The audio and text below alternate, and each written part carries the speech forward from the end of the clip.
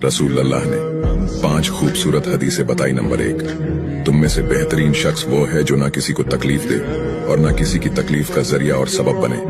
Number 2, जो शख्स दिन में 10 मरतबा सूरतुल इखलास पढ़ेगा यानी कुल हु अल्लाहु अहद, ये पूरी सूरत पढ़ेगा, अल्लाह ताला जन्नत में उसके लिए महल बना देंगे। नंबर 3, जो शख्स हर फर्ज नमाज के बाद 1 मरतबा आयतुल कुर्सी पढ़ने का मामूल बनाएगा तो उसके और जन्नत के दरमियान सिर्फ मौत का फासला होगा, यानी वो शख्स मरते ही सीधा जन्नत में जाएगा।